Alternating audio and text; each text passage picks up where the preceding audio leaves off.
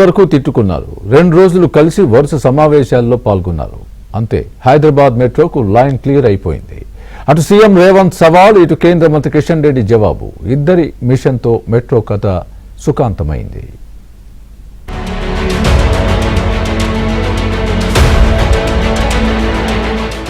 గత వారం సీఎం రేవంత్ రెడ్డి, కేంద్ర మంత్రి కిషన్ రెడ్డి మధ్య మాటల యుద్ధం హోరెత్తింది.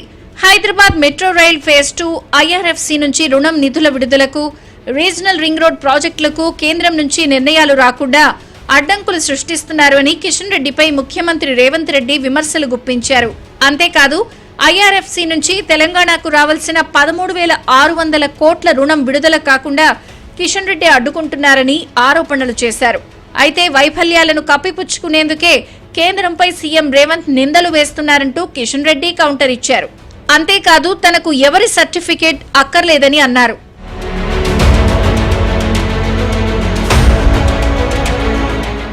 ఇద్దరి సవాళ్లు, ప్రతి సవాళ్ల మధ్య సీఎం రేవంత్ రెడ్డి వ్యూహాత్మక అడుగు వేశారు.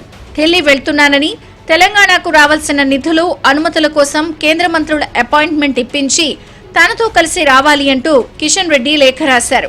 రేవంత్ విసిరిన ఈ పొలిటికల్ బంతిని అంతే వేగంగా అందుకున్నారు కిషన్ రెడ్డి. తెలంగాణ ప్రయోజనాల విషయంలో వెనకడుగు వేసేదే లేదంటూ వెంటనే కేంద్ర మంత్రుల అపాయింట్మెంట్లు ఖరారు చేయించారు. స్వయంగా సీఎం రేవంత్ తో కలిసి ఇద్దరు కేంద్ర మంత్రులు అశ్విని వైష్ణవ్, మనోహర్ లాల్ ఖట్టర్ ను కలిశారు.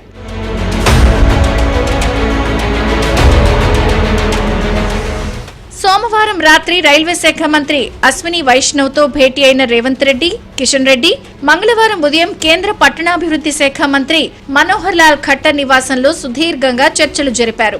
ఐఆర్ఎఫ్సి నిధుల విడుదలపై ఉన్న మెలికలు, మెట్రో ఫేజ్ 1 స్వాధీనం, ఫేజ్ 2 విస్తరణపై ఉన్న ఆటంకాలను తొలగించడమే లక్ష్యంగా మీటింగ్ సాగింది.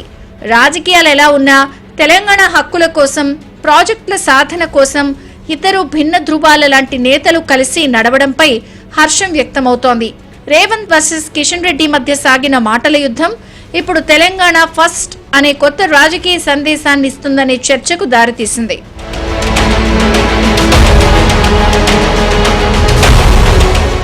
రాజకీయాలు ఎన్నికల వరకే, అభివృద్ధిలో కలిసి నడుస్తామని ఇటు రేవంత్ రెడ్డి, అటు కిషన్ రెడ్డి చేతల్లో నిరూపించారు.